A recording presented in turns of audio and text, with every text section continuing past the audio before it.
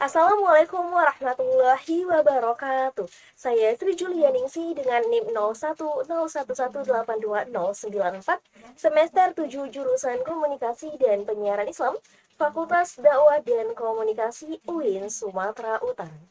Pada kesempatan ini, saya akan membawakan ceramah dengan topik pemberdayaan masjid dan ekonomi syariah.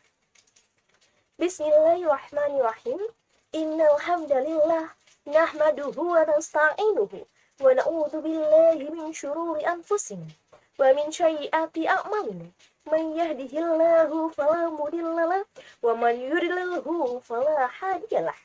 Asyhadu an la ilaha illallah wa asyhadu anna Muhammadan abduhu wa rasuluh. La nabiyya ba'da. Amma ba'du. Segala puji kita panjatkan atas kehadiran Allah Subhanahu wa Ta'ala karena telah memberikan kita begitu banyak sekali nikmat, baik nikmat iman, nikmat Islam, serta nikmat kesehatan. Tak lupa pula, salawat berpangkaikan salam, marilah sama-sama kita hadiahkan kepada junjungan kita Nabi besar Muhammad Sallallahu Alaihi Wasallam. Semoga kita semua mendapatkan syafaatnya di yaumil akhir kelak. Amin, amin ya rabbal alamin. Sahabat-sahabat yang insya Allah dirahmati oleh Allah Subhanahu wa Ta'ala. Dalam sejarah, masjid tidak hanya berfungsi sebagai pusat peribadatan saja. Sejak masa awal sejarah perkembangan Islam, mulai dari masa periode klasik sampai dengan masa kini, periode modern sekarang ini, masjid senantiasa berfungsi ganda. Masjid sebagai pusat pendidikan, pusat menyelesaikan permasalahan atau problematika umat, kemudian pemberdayaan ekonomi umat melalui Baitul Mal. Nah, berawal dari masjidlah terlahir peradaban Islam. Oleh sebab itu, masjid merupakan tempat strategis untuk pembangunan dan pemberdayaan umat, salah satunya dalam sektor ekonomi. Pemberdayaan ekonomi masyarakat yang berbasis masjid inilah usaha peningkatan kemampuan dan sumber daya yang dimiliki oleh masjid dan masyarakat yang bertujuan untuk memenuhi kebutuhan hidup serta meningkatkan kesejahteraan umat. Sahabat-sahabat sekalian, itu artinya masjid dapat menjadi wadah pembangunan ekonomi syariah.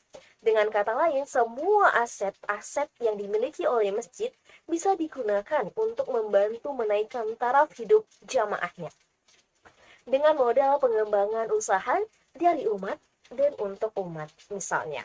Dan jika kita kembali nih kepada perjalanan dakwah Rasulullah Shallallahu Alaihi Wasallam bersama para sahabatnya dahulu, maka kita akan menemukan kenyataan bahwa kegiatan ekonomi menjadi perhatian tersendiri dari Rasulullah.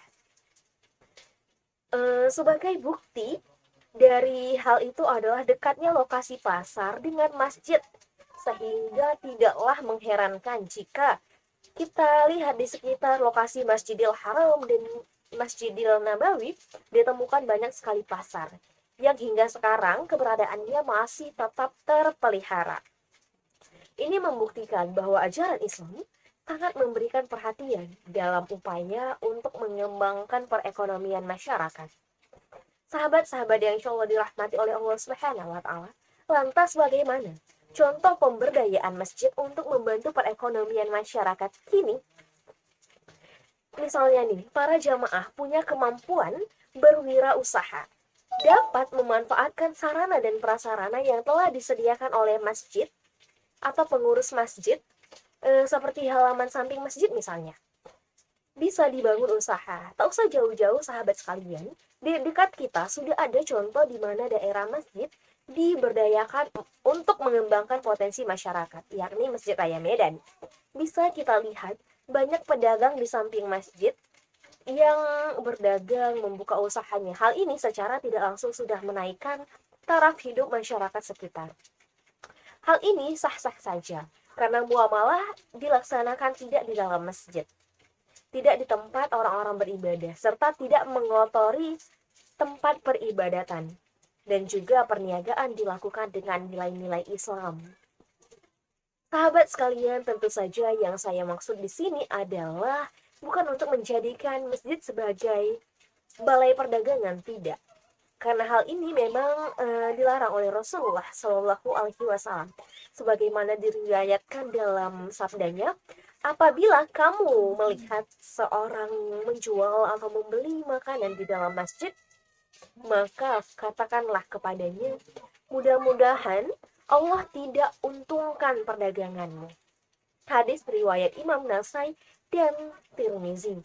Namun lebih ke bagaimana pembangunan atau pengembangan kekuatan ekonomi yang memanfaatkan masjid dengan segala potensi yang dimiliki oleh masjid, baik itu potensi jamaah, potensi lokasi masjid, dan potensi ekonomi masyarakat sekitar maupun potensi-potensi lainnya.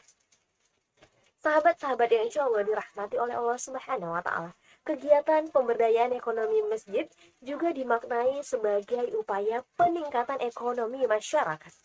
Kegiatan pemberdayaan ekonomi berbasis masjid lainnya juga seperti Baitul Mal, kemudian unit pelayanan zakat, infak, dan sedekah.